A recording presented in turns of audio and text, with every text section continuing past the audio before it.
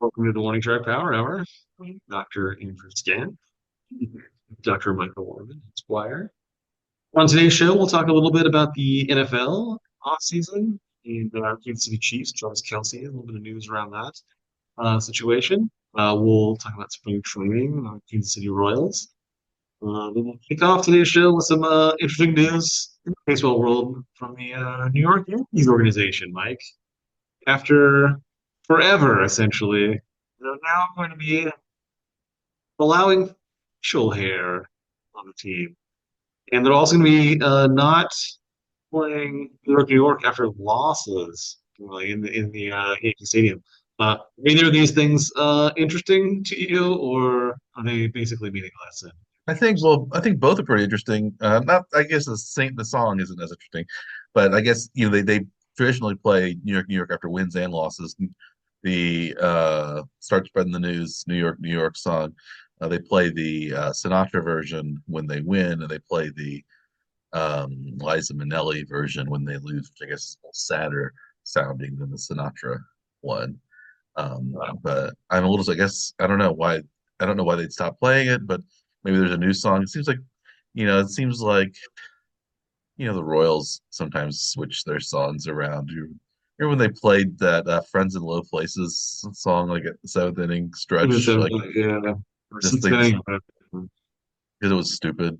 But it's very good. yeah, Every but year they have some song they play there, and it's usually something terrible. they try to shoehorn something in, make it a tradition that doesn't really have anything to do with the Royal. I guess because Garth Brooks played spring training for the Royals one time, he became like a Royals person. But um, Yeah, back to the facial hair is somewhat interesting because basically you had to sort of Prussian army rules slash police officer rules for the Yankees where they could have mustaches. But not beards or sideburns or anything like that, because I guess that looked probably it was started by Steinbrenner in the 70s. I guess it was too hippie for below the um, lip, it's fine. Below. Yeah.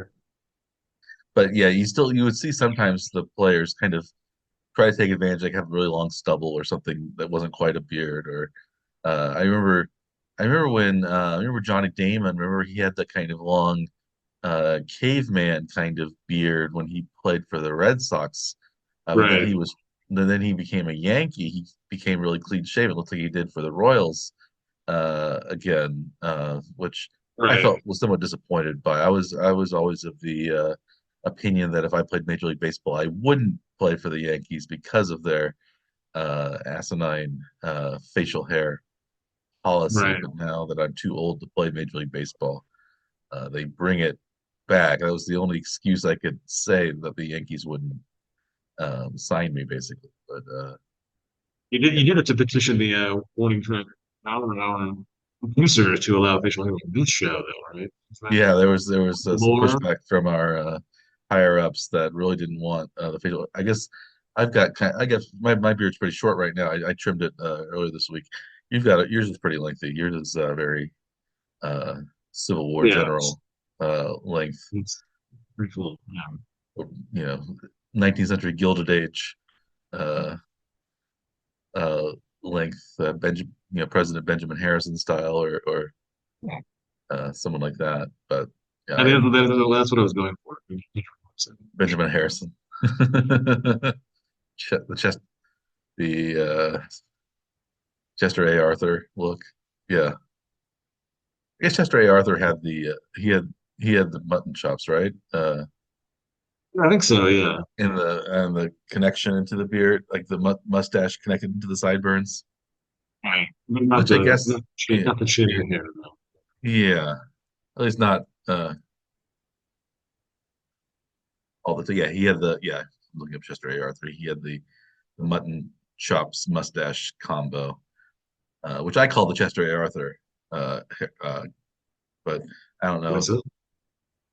it? But yeah, Is I that the like. commonly accepted term for that look? I don't know what it is. I was trying to find it out. I'm gonna look up Chester A. Arthur facial hair. uh, what was that called? Uh, Mutton Chops Hero. Let's see, Chester A. Arthur. Um, Your challenge should be to walk into the nearest barber shop and where you are right now in Baltimore and tell them, ask them for the Chester A. Arthur and just see what happens. yeah, well, he was um, actually uh, well when President Garfield was assassinated.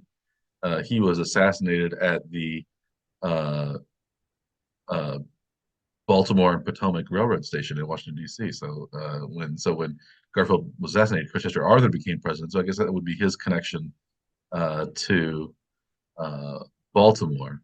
Um, he was at the what was then the Baltimore and Potomac Railroad, which of course uh, which was owned and operated by the Pennsylvania Railroad, competed with the older Baltimore and Ohio Railroad. So I was actually thinking that um, Chester that James Garfield was assassinated in the B&O Railroad Station. It was actually the B&P Railroad Station, Hmm. uh, part of the Pennsylvania Railroad. So um, yeah, the B&O uh, went through Cumberland, uh, and it became uh,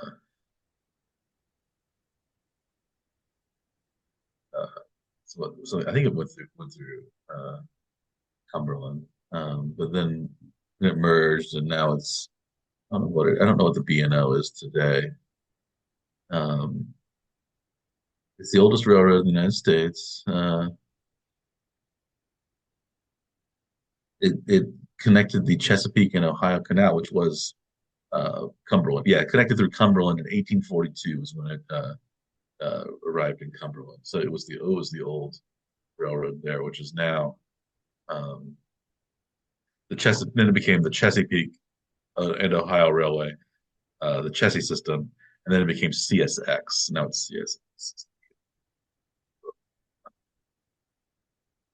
and control. It goes through much of the East Coast. I think St. Louis or East St. Louis is the western terminus of CSX. So you probably don't see many any CSX trains in your neck.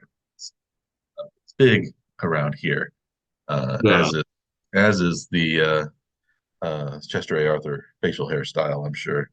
Um, but sure. yeah, I what do you think of the Yankees? Are you glad that they're joining the ranks of the enlightened, or do you think the Yankees should have been a holdout, continue to be a holdout? It seems like it's long, long, long overdue to have was something that was kind of unique to them, though, was that they had a policy that it was Yeah, I think it was done too, but I'm glad. Yeah, I basically an wonder if the official Yankees. policy. The team decided, oh, we're going to all be clean shaven. I think that's fine. But yeah, management is basically dictating what your appearance should be. That I'm not a fan of it at all. Do you think the Yankees should have one thing that they're different from other teams is that they don't have the names of on the backs of the jerseys? Do you think they should have their names on the backs of the jerseys, or is that Yeah, I a mean, unique tradition? it's for they're marketing the players as well as the team. So the modern marketing model for jersey sales would have a name on the back. Would help, I think, for the players. So that's one of those things that concept is nice, but it doesn't really help casual fans like get personal with the players. They're just sort of a team.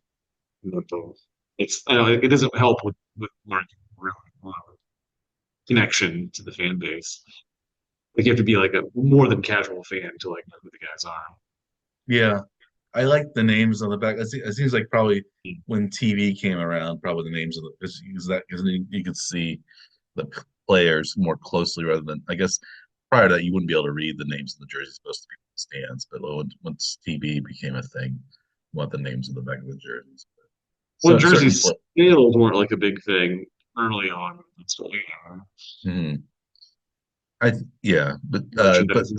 speaking of names on the back of the jerseys, uniforms are going back to the larger font names that they were pre-2024, I believe. So when Nike was it Nike or somebody got the new uniform contract, they made the they made Right. the they made the last name very small on the back. It looked kind of stupid, I thought, Right. right? But And now the they're going jerseys got back to the extra old style. thin and like got very uh, color change centric as players sweat through them too. Yeah, So yeah, they're supposed to be going really this year then. yeah. I think they're reverting back to their old uniforms after player complaints. So, and they're also going to use hometown jerseys for the All-Star game again. That's good. But the All those Royals things are are going good. to switch back to the big names. Also, I saw the Royals might go all powder blue for the first time, but it would be at home, certain home dates rather than on the road. I would like to see Yeah. them with the powder blue road uniforms again. Would you? Yeah. No.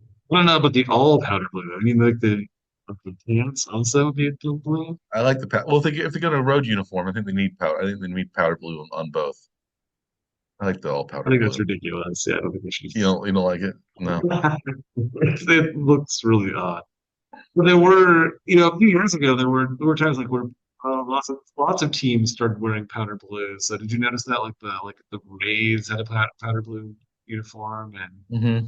it's like the MLB like ordered some kind of like bulk contract or ordered. They got too many jerseys that were powder blue, and they didn't know what to do with them. So like, guess what? Tampa, you're blue now too. So here you go. They've I always think been it's somewhat blue. At least they've been blue since they switched away from the Devil Rays. They've become have like a darker blue, but not like powder blue though. That's like pretty specific to yeah, yeah. But generic like we teams. had the Phillies wore those powder blue for some reason, even though they didn't have blue in their uniform The color. Red Sox have those like yellow jerseys. The Cardinals were powder blue, kind This of makes sense. in the on their road jersey in the road uniforms. They weren't blue either. It was just sort of a thing in the 70s Yeah, and 80s about the powder blue roads. I guess maybe they showed up better on TV, color TV, I think probably than a gray. yeah, But yeah, I guess you didn't want a powder red because that would be pink. So you want some sort of lighter color. Um, but sometimes I guess the Pirates had like black pants and yellow shirts. Or maybe black. Did they ever wear black on black? I think sometimes. maybe.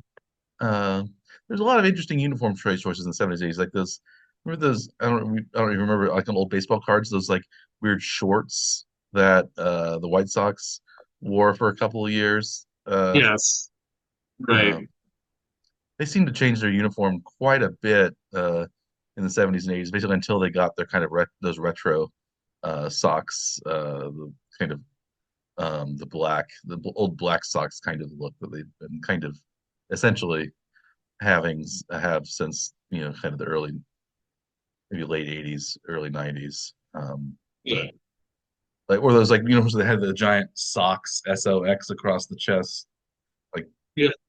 Carlton Fisk era. Yeah, Didn't like the Astros have one year in the '80s where they had like the most hideous uniforms? well they had so much rainbow on them for a while. um yeah, Like if the Yankees wanted to have something that was like unique, the league mandated that like they could be the Yankees would be the only team that wear pinstripes. Well, I think that would be fine, right? yeah, That well could the be white yeah a lot of several teams have like the White Sox have had pinstripes, the Mets have yeah. had pinstripes. Like if What are they the if they could if they could get the league to mandate that, that would be like that would be fine. Brewers wore pinstripes for a while. um I mean, they're like associated with pinstripes, though, right? Historically, the Yankees. Yeah, that's their signature. And then they have this sort of very solid colored gray uniforms that don't really match. They don't match the home uniforms at all. They don't have they don't have the New York kind of logo that just says New York on them. So it's a little weird, I think, that it is not a common look. Like most teams away uniforms are just a slightly different colored version of their home uniform, but the Yankees are two different, completely different designed uniforms. It seems like, but I think we both are happy that the Yankees are bringing their facial hair policy into the 20th century or 21st century, whatever we want to call it. So now, do Um, you think the whole team is going to come out from training first game of the season? Okay, with like the full caveman beard, or won't we get to that some, maybe? some might. I don't. I wonder if they really the reason they did it was maybe it was costing them some free agent signing. Maybe people would say, well, if I could join, if I played for this other team, I could have my hair the way I wanted it. At this point, I'm making millions of dollars already, no matter what team I'm playing for. Also, Yeah. the Yankees, they haven't, it's not like the Yankees have been winning World Series every year either. So you could say, well, other teams are just as successful lately as the Yankees or more successful. And so maybe the Yankees are just trying to catch up, you think, with other teams and just join other teams? You think that's the reason? Well, they've started to complain about the Dodgers spending now too, which is Yeah, kind of hilarious that they would even mention it because they did it for so long, dictating the yeah. top end of what teams are willing to spend on players. But yeah, so yes, it seems like more like they're just trying to like modernize the game, maybe try to keep up with other teams. Uh-huh. Speaking of the Dodgers, the Royals beat the Dodgers in spring training game earlier this year. The Dodgers are actually 1-5 right now in spring training, while the Royals are 4-0 according to MLB.com. I think maybe technically they're 4-0-1. May have split a game or ended a game in a tie or something, but that doesn't go on. Yeah. It hasn't gone on the standings. So the Royals are undefeated in spring training. Do you think the Royals are? We did have a bet last time. Do you think the Royals' spring training record is going to be better percentage wise than the um, regular season record? It seems like, at least at this point, it'll have to be uh, better since the Royals will likely lose some games in the regular season, even if they don't in the spring training. But do you think what do you think of this Royals start? Is it a harbinger of things to come, or is it simply it's just simply spring training and it's meaningless? Mostly going to lean towards team training. Probably shouldn't read too much into it. But there are some good signs for what we've seen so far is that they have scored a lot of runs in a couple of different games. They've been over 10 runs in two of the five games. They've not seemed to be keeping their starters in for the entire game, so it doesn't look like they're trying to win by having starters overpower second, third, fourth string players towards the tail end of the game. But those are just like some kind of good signs. We did see some young players contribute impressively, right? With Jack He, Caglione in a big home run. he did. Kevin Biggio's had a home run. We didn't really mention Kevin Biggio as a potential player last time we were talking about the Royals in their infield. Maybe That's he right, will yeah. become at least a utility player for the Royals. Um, He's up to a good start. yeah, his OPS is 2,067 right now. The young Biggio. I think he's played in, I believe, one game and was 2 for 3. He's Something played. like that. It says he's played 2 games with 5 at bats, according to Okay. ESPN right now. Um, but yeah, the Royals are. Um, but he's actually only. Kevin Biggio is actually only second in OPS for the Royals. Number one is Jack Pineda. Do you know who that is? Nope. He is batting 1,000, 2 for 2, one triple. and one single. Yeah, I don't know who he is either, but I shortstop. don't know. But yeah, it seems like the Royals are. I think the Royals are playing pretty well. It's only been 4 or 5, few games, but like you said, um, they are, you know, off to a good start. And the starters haven't been playing the whole time, so that's not the reason they're winning. Although you could say, well, maybe the Royals scrubs are just better than the other team's scrubs, but still, I think that's a good sign that the Royals are doing well. It doesn't seem like they're trying to be a spring training. Um, like it seems like the Royals, when they were a bad team, tried to win spring training games to kind of get confidence. It doesn't seem like that's what they're doing now.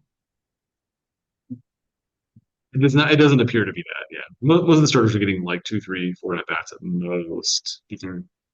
The position is getting 6 appearances in a game right now because they're scoring so many runs, like 15 runs tonight against the Rangers. So, uh, yeah, those are good signs. And they're not like all the runs aren't being scored like really late against the backup players. They're being Hmm. scored across the board. Like they had 4 runs in the first today. So, and then also runs in the middle and late in the game too. So those are, good signs, I think. They're maybe, Yeah, um,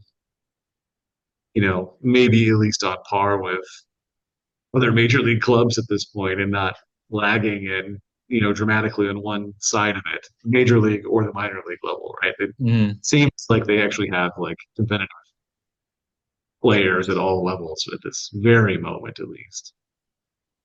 yeah, yeah. So A that's bit of yeah. a I think we'll see how next week looks. If they're still undefeated next week, that'll be interesting. But I don't think that'll be the case. But who knows? Do you want to move on and talk about a little bit of football? We have a little bit of Chiefs news, not a ton, but it seems like last week we were talking about Travis Kelce, whether we thought he would come back or not. You were leaning towards yes.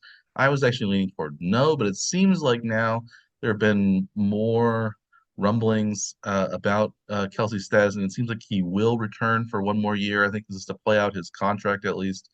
Um, so you weren't terribly surprised about that, Andrew. What do you think? What do you think Kelce will bring to the Chiefs in his possibly final year at Arrowhead? I mean, really probably should keep our expectations pretty much in line with what he did this season.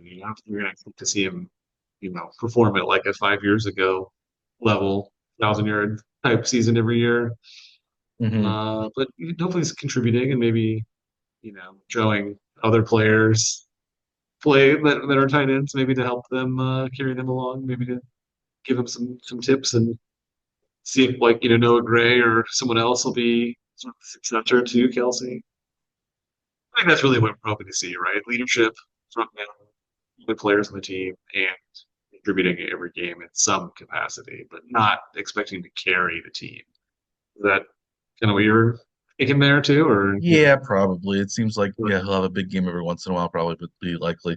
No, I don't know. 1,000 yards might be out of the question. He did have 97 catches last year with 800 and some yards, so maybe something like that. Probably a little bit fewer number of catches, maybe a little fewer yards, but or maybe more yards because he didn't have very many yards per catch this past year. But hopefully the Chiefs' offense opens up a little bit and they can do a little bit more with the passing game. Uh, I don't know. I like you said we were a little bit skeptical of what Matt Nagy brings to the table, but we'll see what happens with. I think hopefully the Patrick Mahomes revenge tour maybe makes up for some of the shortcomings of the offensive coaching staff, and we'll see what happens with that. Um, so there's not a ton of Chiefs news, but there is some NFL news. Maybe the biggest story right now is Matthew Stafford being shopped around or shopping himself around. Been given permission to kind of seek a trade from the Los Angeles Rams.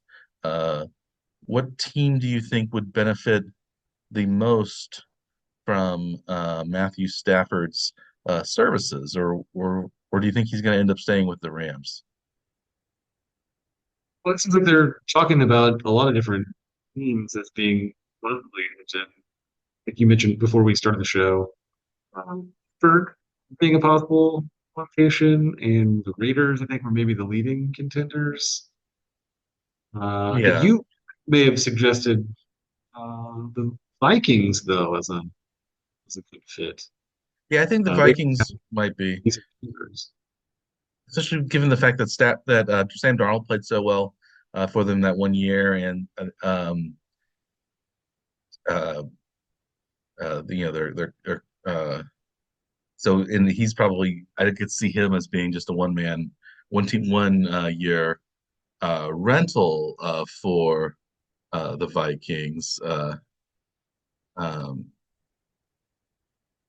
but Vikings Kevin or O'Connell was the offensive coordinator for the Rams. I think during their Super Bowl uh, run, or not the Super Bowl run, but one of um, their maybe one of their Super Bowl runs. Maybe when the Super Bowl loss, maybe it was when O'Connell was there. Maybe he was there when they won. I can't remember if he was 2021 Rams. Uh, Yeah, that was he was the offensive coordinator when the Rams won with Stafford. I wasn't sure if he had left before Stafford got there, but he was the offensive coordinator when the Rams won with Stafford. So I could see him maybe um, trying to do that, replicate that success with Stafford in Minnesota. JJ McCarthy still probably a year or two away from being a solid starter, I would guess, especially coming off his injury. So that could be a good then he place. wouldn't be forced to being like the starter the first year out of his injury. Seems Yeah, like but I could see the Raiders. They need quarterback. I could. They also have a lot of cap space, I think. I've seen the Giants as a possibility because I think, especially some of those top teams, if they don't like the quarterback draft prospect, seems like it's a down year compared to the last couple of years for quarterback prospects. So maybe team at the top of the draft, like the Titans or the Giants that might be looking for a quarterback might want somebody as maybe a 1 or 2, maybe 3 year stopgap in Stafford, uh, you know, rather than draft a new quarterback and try to develop the new quarterback. See, the Jets maybe as well. Um, there's a lot of teams I think that could use somebody like that. But Aaron Rodgers is still, I guess, probably out there. Probably Stafford's still a little younger than Aaron Rodgers and probably has a couple more years left in him that maybe this was going to be Rodgers' last go round, probably. But I've seen Pittsburgh linked to Rodgers, so maybe Pittsburgh would also be a Stafford landing spot. Although I think you have thought that maybe they should just go with Justin Fields. Pittsburgh try to develop him into a starter. he played well there for the first couple of games of the season. Yeah, So like maybe he would hang on there. But then, since they had both of those quarterbacks, yeah, and Russell Wilson's a similar type of, I guess, so another kind of veteran player but Stafford's had bigger years and seems to have like a maybe a bigger arm than Wilson does. Although Wilson throws a pretty good deep ball, but is yeah. more used to having a high volume passing attack rather than kind of a complementary passing attack, which is what Wilson traditionally has offered. So yeah, it, a lot of teams. Maybe New Orleans would be another team, but I think they don't have any cap space. I think Cleveland also maybe looking for a quarterback with Deshaun Watson's continued downward spiral. They also don't have any money though, so it's Stafford might make 50 million a year. So yes, If he's going to be getting that kind of money, do you think his trade value is actually very high though, or 'cause it's only a 1 year deal left, I believe, right on his contract? yeah, I could also see him just staying in Los Angeles for another year. I think it might be a smart move because again, he's got receivers there.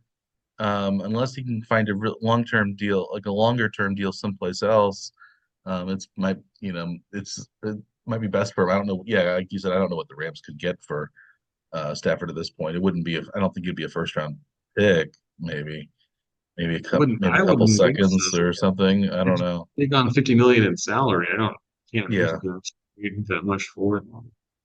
I mean, unless he was like six or something, right? yeah, but yeah, I With can see years left. I mean, yeah, the Raiders could go after him. I wouldn't be surprised if they did either. So, looking, they're the one team in the West AFC West that doesn't have a solid starter pencil in a quarterback right now. Just assuming that Bo yeah. Nix develops the way that the Broncos are thinking he will develop. So, despite his short name, he has turned out to be a decent quality quarterback. It seems like anyway, at least after his first year. But yeah, You well, that finally come remains around. to be seen. There's that. I don't Finally know. come around on Knicks. I don't know. I'm not as skeptical because of his, again, he had a decent first year, so I can't just say he sucks in the way I was correct with Mac Jones, but he's You mean Michael Michael McCorkle. McCorkle Jones? Yes, McCorkle. Um, I don't know about Mr. Nix, but he had a good first year, and he played well against the Chiefs both games. They played Yeah. against them, so The that's what first most couple of the team games will. looked about like what we thought he was going Yeah. to look. Then And he then caught all of then a he sudden he caught looked on. pretty decent. Yeah. So Yeah. Just like that's like the one trick power hour probably. We started out pretty bad, but then we caught on and became pretty decent. Um, pretty okay. yeah. Uh, but I think there's not a whole lot other topics that we wanted to cover today's one trick power. We kind of just wanted to cover those. We do have a few upcoming events that we're going to keep our eye on with the NCAA basketball tournament, NHL, NBA playoffs coming up, but that's not for a couple of months yet. Major League Baseball, of course, starting at the end of March, beginning of April. So we have those things to look forward to, but right now it's sort of still the end of February. We don't have a whole lot going on in the world of sports. At least not that we're again we have the NHL and the NBA going on. I saw that Alex Ovechkin now scored his 30th goal of the season. He's only 12 goals behind Wayne Gretzky's career uh, record. So, that might happen this year. I think a lot of people were thinking that it would take maybe another year for Ovechkin to reach that, but he's been playing really well this year. He also Yeah. was injured earlier this year. He broke his fibula and missed several games. So I think that also people thought he wasn't going to do it this year because of that injury. But it seems like Yeah. he's really playing well. Um, and the Like I Capitals, guess you're using him closer to like a relief pitcher sort of concept for a hockey player. Like I guess he's playing a lot less per game, but it's allowed him to like play harder, I guess, during the his shorter mhm. time. And it's yeah, led to an increase in scoring, I guess, for And him. they've built a better team around him, so I think he doesn't need to be the only scorer. So they've been, Right. uh, You're not relying on him as the entire offense. Yeah. yeah, yeah. The Capitals are right now. Uh, they have 84 points. That's 10 more than any other team in the Eastern Conference right now. Only 1 point behind the Winnipeg Jets with 85. So they've been that was it with tonight's loss, and they've also played um,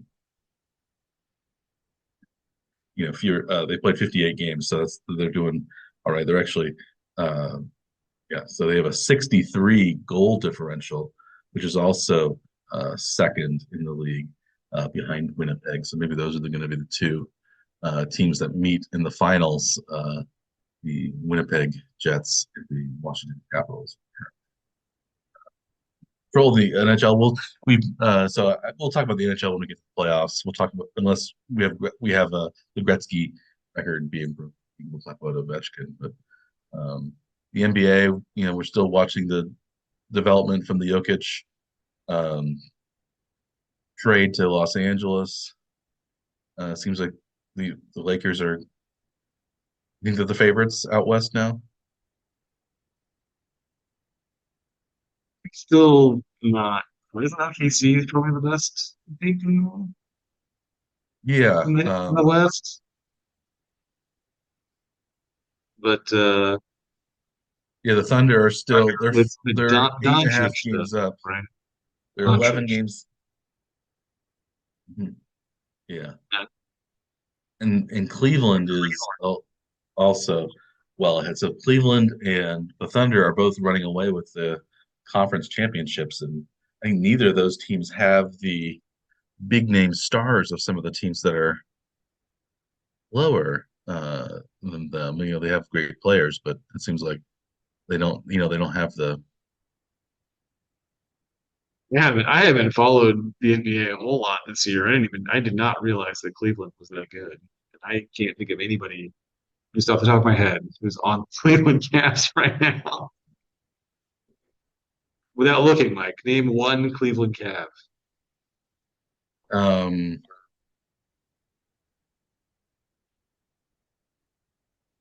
Donovan Mitchell, is he on the he's on the Cavaliers, right?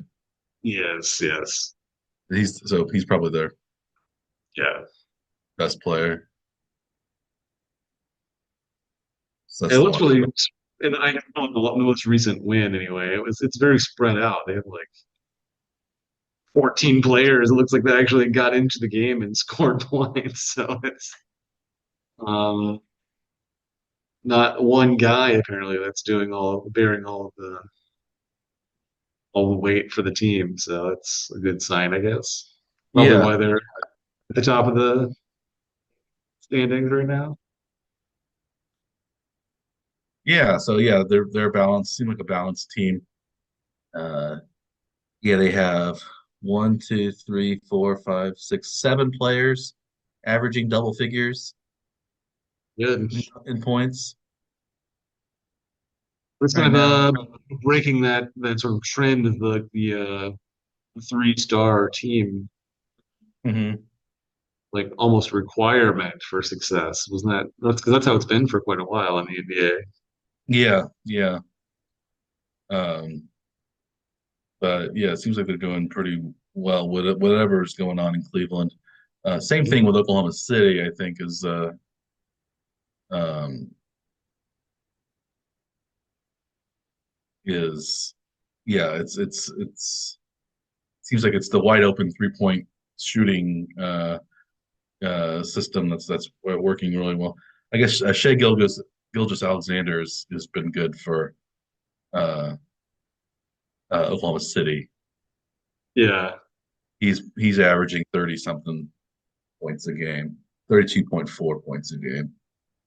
Um, pretty big. Yeah, it's not super common to have a 3-point player in the NBA no, anymore.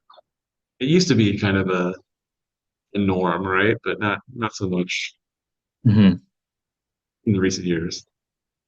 yeah, yeah. So we'll follow the NBA a little more as we get closer. We'll follow the NHL a little bit more as we get closer, and the Royals and the Major League Baseball as we get closer to starting the regular season. But I think for tonight, though, I think that's enough for the One Track Power Hour. Is there anything else you'd like to add, Dr. Scaff? Well, as always, I am Dr. Michael Werman. He is Dr. Andrew Scaff. We are the Warning Track Power Hour. Please like and or subscribe to our YouTube channel or our podcast, which is available on many different podcast delivery platforms. We'll be back next week with me again, coming from Baltimore, since I am in Baltimore this week and next week for my job. Um, so I'll be in Baltimore. I think Dr. Scaff will be in Kansas City on either the Kansas side, which he is right now. It looks like he's in Olathe as who was that car dealer that always I don't even remember now. Yeah, remember that Olathe. Yeah, that and the Platte City Water Tower. Platte City Water. That was Sunny Hill, the Platte City Water Tower. Yes. Um, he was a guy in a cowboy hat in the Olathe. I can't remember what his name was. Yeah. Um, Olathe. But anyway, Yes. I'll think of it before next week's episode, I hope. We'll have a correction section next time. Yeah, well, Stat Boy working on it for us. One of our many stat monkeys will get it together. And so, like I said, we'll be back as usual next week with our hard hitting and hair splitting analysis. Uh, and we talked a lot about hair, of course, today, facial and otherwise. We'll see if that comes back next week as well. But until then, we at the One Check Power Hour will wish you a good day.